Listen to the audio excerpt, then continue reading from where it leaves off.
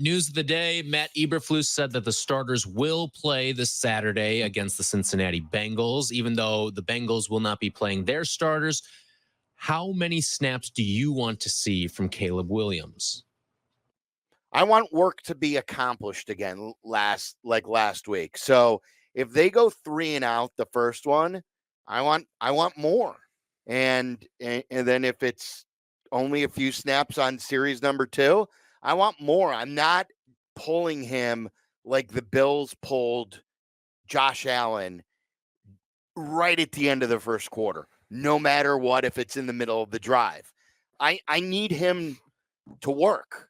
I need work to be accomplished. So this is, I don't know if there's, I think it's more of a feel. And I thought last week they did a good job with that they had a good first series and they could have pulled him, but instead they're like, no, we could have some more work done here. And they went out and they scored more points. Now let's score a touchdown here and let's continue to work on everything. Let's get Nate Davis out there too and see if he can do some blocking and get some consistency with the offensive line. I think it comes down to series. Like if you go 3 and out, I want you to come back in. If you have a 7 or 10 play series, I still want to see you come back out. I want to see you be able to come in, go to the sideline, make necessary adjustments. Even if it's a good, positive drive, you're still going to look at the pictures. You're going to talk with your offensive coordinator. You're going to get through the process, and then you're going to come back on the field. So you want 2 series at least minimum. 2 series. Yes. I want to see no matter him, how they do. Yeah, I don't want to see you, 3. I just think that you can learn a lot from playing a series, going to the sideline, doing what's necessary to get ready for the next series, then come back, make necessary adjustments. And if you want to continue to keep playing. I think you can get something from all of it. But I don't think, hey, we're just going to play you one series. I think a rookie quarterback benefits from multiple series, even with the most basic of things. So I don't know that it's a play total. I think that the whole concept of 45 to 55 snaps is such an arbitrary it is. approach. I don't understand it. I'm sure that they've thought it out and they've got a big reason why, but it just seems kind of arbitrary to me. Me too. All right, the team on the other side of their joint practice, the Cincinnati Bengals, we know they've had their share of contract issues. The headliner is Jamar Chase, but the one that maybe the Bears should be a little more intrigued by is what's happening with Trey Hendrickson. We know that the Bears tried to give up a 3rd-round pick to acquire Matthew Judon. Would you give up a 3rd-rounder for Trey Hendrickson? I would. I think Meller and we did some research on this before the show. What is he? He's under contract this year and next. Correct. And he's got about a $15 million cap hit. But the reality is it's 21 this year, but the total, he's under contract for 1 more year after this season. So we were wondering if the Bengals really have the appetite to trade him because he doesn't have a whole lot of leverage. He may be unhappy. There's no leverage. But the way the NFL works now is, unlike in the past, you could hold out. Now, if you hold out, you get fined. Yeah. You don't get your money and you get fined. Well, the Bengals are here, and I'm assuming Duke Tobin is with them. He's their general manager. You might as well just, pull him aside and ask him what you're thinking. I mean, I wouldn't put it past Ryan Poles. That's a player who, what did you say, he's going to be in his year age 30 season this year. So he's 2.5 years younger 30 in December. Yeah, so he's 2 years and a few months younger than Matthew Judon. Do the Bears have that money though? I'm not asking like what Biggs was saying. I don't know. Do they that would take a lot of money to. So he wants a new contract now, and he's already making over $20 million per year. So his cap hit this year is 20.1. Next year it goes down to 18.6. But the actual salary is 14.8 and 15.8 for the next 2 years. I don't have the cap knowledge to know how to do it. My guess is when you do have some flexibility, you could find a way to make it work. Mm-hmm. And look, in most instances, I mean, look, is it a lot of money to spend on your pass rushers? Yes, but in my world, that's the second most important position after quarterback. Your quarterback's on a rookie deal. I mean, there's a lot of intriguing stuff about it. Like a 3rd-round pick. I was thinking about this driving over as well. I don't understand. I haven't put enough time into knowing exactly what the comp pick, situation is. So if you lose X number of players or you sign them or the net, like, what if you got a comp pick next year that would actually fill the void of losing a 3rd round pick? I don't know if Right. that's the Like for situation. Keenan Allen. Correct. Yes. Like if Keenan Allen leaves, is there a chance you could get a comp pick? So I don't know. I mean, I think those are all the things that, Yeah, they sure. obviously have a full grasp of what's going on up there. But I just, the thought of it, just even if you take the concept of Trey Hendrickson's contractual stuff out of the way, to have 2 bookend pass rushers Yes, and that's with a solved that. rookie quarterback. And then and a developmental guy then right behind him. Yeah. I mean, there's something intriguing about it that I would be more willing to probably take a leap there than some other position. Like it's such an important position, and he's such a good player to pair with such another good player with Montez Sweat. The thought of it gives you the tingles. Isn't Trey Hendrickson kind of the perfect guy to put in front of Austin Booker as well? Because Yes. they both kind of play the position similarly. They're that violent type that likes to get after the quarterback that way. Relentless type of player. Yeah, and isn't it sort of the comp on Keenan Allen and Rome Odunze? Yeah. So I don't think it'll happen. I think that there are significantly more hurdles for something like that to happen, but I'm just getting more intrigued with the concept. And I'm not going to lie, I'm a little I'm a little attracted to their aggressiveness. I gotta say. Really? You're attracted to I it? am. I like the way you phrase phrased that. I'm attracted to their aggressiveness. What is there anybody else that we're not thinking of outside of the 2 names now in Reddick and Hendrickson? Anybody? Micah Parsons. Yeah, that's like a pie in the sky, but well, you'd you love for it asked, to happen. Yeah, there's a guy that's looking to get paid, and they can't pay everybody. If they landed him, that's worthy of like a naked run from. Will you naked run from Soldier? Will you Speedo run? Nope. Soldier Field to the. I won't run in general in full clothing from Soldier Will Field you do anyway. your old man walk? Let's do. Why don't we? I'll do it with you. I don't. If the Bears got Micah Parsons, you being with me on that walk is not a deal sealer. It's not an addition. It's not a deal sealer. No, I don't feel the need to at this advanced stage to do anything. Why don't you like the Bears? I don't know. I'll come up with a reason before 6:30, but I'll give it to you then. You're not willing to put it on the line for the Bears. I'm not. No, but it would excite me. It would very much. I think that's why you're scared of getting into Speedo then, because you'd be too excited. I would scared to get in a Speedo because I don't think it's the world's greatest look, and I don't really think it's a payoff for anybody. Like that's not a celebration. How's that a celebration?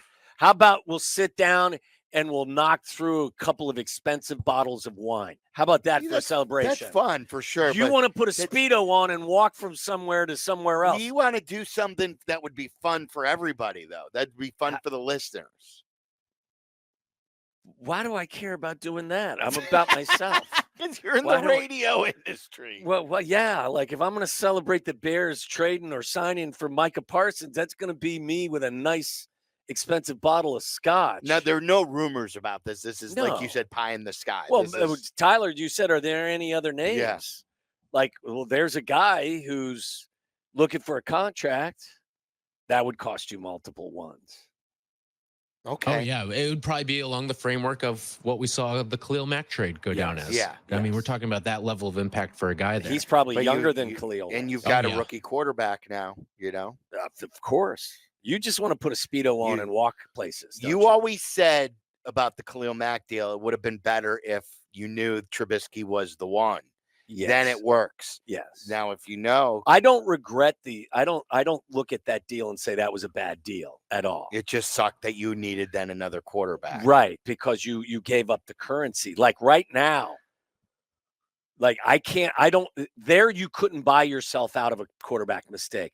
I'm significantly more convinced this guy is going to be legit than I was Mitch. So when you give up those ones and the cap space, you were stuck. You were married to Mitch. I got no problem being married to Caleb. So if you gave up significant compensation for a player of that ilk and that accomplishment, I'd be much more comfortable with that than I was with the other. Yeah, the practice of the Mac trade was the right one. Yes, I agree with that. It was just that you Mitch make, had to hit. You make that move if you're certain with the quarterback there. Yes. On ESPN.com today, they did the ceilings and floors for win-loss records for all 32 teams. The Bears, and this is filed by Courtney Cronin. Take a guess. I'll guess because Ceiling and floor. What their Courtney floor listed. their floor is 7. Okay, what do you have their ceiling as? Their ceiling, I hate putting ceilings, but I think their ceiling is 11. Okay, so Meller, have you seen it? I've seen it, so I won't. I guess. have not seen. So what Courtney's would be your predictions. guess? Their floor and their ceiling. My guess, or what Courtney's putting it at? I mean, there's just maybe I want 12 then. I would say for ceiling, I'm going if we're 15. going the absolute where everything goes right, that the Well, quarterback's do great. both. And Do what you think Courtney wrote, and also 7 what and you- 11. Okay, That's what I'll 7 do. and 11. Yeah. What would you do it if it was your article? I would do 7 and 12. Okay. If everything goes right, the quarterback hits. You get on the roll with the early start with the schedule. I'm not saying they will, but 12 and 5 isn't out of the realm of possibility. I think I'm going to go floor for Courtney 6, and I think ceiling is 11. I personally would go the floor at 8, and of course the ceiling's 15. Okay, so you nailed Courtney. Maybe 16. Courtney was 6 and 11 and 11 and 6, right, Tyler? Yep, that's right. Mhm. Yeah. That's So what she Courtney went said. 6 and 11. 6 And and I 11 said was the 7 and 11 floor. was If her. the offense, and I think what she referenced was a lot of it was about the offensive So line. yeah, and then right, they Tyler? asked for the biggest X factor and her offensive 6, line though. play. I think that's a little low for mine. I would say wow, that would be, boy, if they only win 7 games, that's a massive, we're all going to be huddled crying together. Yeah. I would say that your upside, because of the division you live in, I would say 11. I would be comfortable with that. I would say 8 would be your floor. You got to be at least an 8 I think team, that- even if your yeah. offensive line struggles. I hope, but I still see a 7 possibility. Could be. Tausch, this is, I guess, where it came from then about Tausch's ceiling. Mark Tauscher, who works for ESPN Milwaukee and ESPN Madison, former Packer, tweeted out earlier today, am I crazy to think that the Packers ceiling is 14-3 this year? And I just responded to the tweet and I wrote, yes. So ESPN Madison made a social media graphic on that. I suppose if they go 14-1 and take their 2 losses to the Bears, it's possible, but it seems They have. Do you want to guess what the writers have for the Lions? Floor. The floor for the Lions is 9. Yeah, this division is really tough. I'll go 9 as well, and I'll say their ceiling is 13. Eric Woodyard, whoever is covering the Lions, has the floor at 8 and 9 and the ceiling at 13 and 4. Okay, we were close. So yeah, I would agree with that with 8 and 9. Like Rob injuries, Domofsky is the one who participated on behalf of the Packers. Do you want to guess what he had? yeah, I think they've got to be at 8 as well.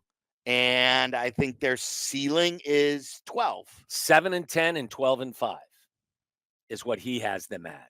So he went even lower as their floor. And Kevin Seifert with the Vikings. I think the Vikings floor is 5. He's got them at 4 and 13 is their floor. Wow. And I think their ceiling is 10. 9 and 8 is what he has. Well, and I think the J.J. McCarthy injury plays a huge role in that prediction. Like, you could wrap your head around him coming in earlier before the injury, and but with Sam Darnold, I think their floor has kind of fallen out from under them. Yeah. All right, real quick before I get to one of my other questions here, Waddle, what would you put your ceiling and floor for the Bears? We heard Silvy and we heard Meller. I would say floor is 8 and the ceiling is 11. Floor 8, ceiling 11. All right. I just think if they win 7 games next year, I know, but that's the floor. Like, I stuff know. goes wrong. I get it. Stuff can go wrong. No doubts, but Just like I don't think that they will. I'm only 1 game ahead of 7. I know. 8's not a big difference from 7. Same way 7's not a big difference from 6. worst case scenario, though, if something happened to Caleb, I know we like what we've seen from Tyson, but if he had to manage the entire season, Well, I wouldn't even make a decision based on that. I'm betting on. I'm wondering though Yeah. if when they go through that process, Yeah, I think sure. you have to account for that. I do too. Well, if that's the case, I could drop it to 5. Okay. Or 6. You know. Yeah, for I would sure. guess the exercise was done not accounting for Yeah. injury. I mean, More that like would if be, things go sideways, because then I performance-wise. have to factor in other teams' injuries when the Bears face them. So I think I have to do this exercise personally, not worrying about injuries. So Okay. What's your next question? All right, CBS Sports put together an interesting list. It was your wide receiver, your first 2 wide receivers, and your running back, and it ranked teams based off of those trios. The Bears slotted in at 9th, and it's funny because when I was looking at the list, I saw who 10 was, and it's their Week 1 opponent, the Tennessee Titans, and it's DeAndre Hopkins, Calvin Ridley, Tony Pollard, and I was like, oh, I think the Bears will be pretty high up on this list if that's 10.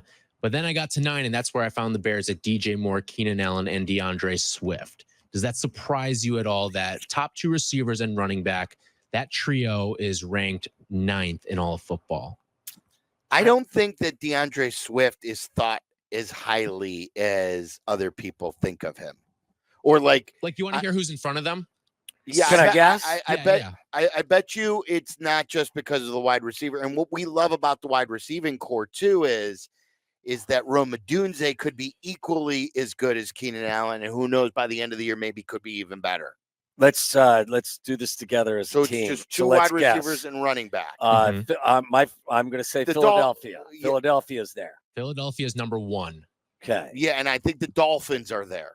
The Dolphins are there. They are number 3. The Vikings are the there. Houston Texans are going to be there So, because they've added Joe Mixon and they have Stephon Diggs now. Sylvia, I was surprised. The Vikings are not on this list. Because of the running back situation. I would guess it's maybe people don't look at Well, they've got the Jordan kid from- Addison as highly as maybe the rest of the league might. That's weird because they've got Aaron Jones now. Right. And Aaron Jones yeah, is He's a well baller. respected. You said the Texans, Waddle, they are 7. Yeah. Who else are we going to say? The 49ers. 49ers, good call. Yeah, Niners were, I believe, 2 on this Yeah, list. the Niners. Yeah, 2. The Niners. Who else would be? Where are the Packers going to be there? Packers are not on the list. Okay. Not with the receivers. I know, but Falcons, Bijan Robinson, Drake London. I was wondering Falcons about that are not on the list. because I was wondering who their third would be on that. Are we talking no tight ends? So like Kelsey? No tight ends. No no. tight ends. All right. Bengals, Chase. Bengals Higgins, are on the list. They are 5th. Who's their running back now? Chase Brown from Illinois. Zach Moss is the name that's listed on Zach here, though. Moss. Are the Cowboys on the list? Cowboys are not on the Okay. list.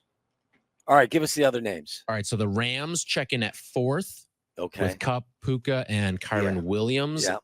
And the Bucks are 6th with Evans, Godwin, and Rashad White. Ew. And then this was the one that was weird to me, given that the Bears were 9th. The Seahawks are 8th. DK Metcalf, Tyler Lockett, Kenneth Walker. I will take the Bears over, first of all, the Bucks. I take the Bears over the Bucks. Those 2 receivers, when healthy, are really good, though. Yeah, so are Evans ours. and Godwin. I know that's true. Yeah, like if both sides are healthy there, I would take the Bears receivers over the Bucks, those top 2. I'm okay with them not getting all their flowers before they've produced. Yeah. I'm Top good 10. Top 10's fine. with Jalen Johnson earning it. I'm all this earning it. Like, let them earn it. I'm good with it. I don't feel like a snub on any of these lists.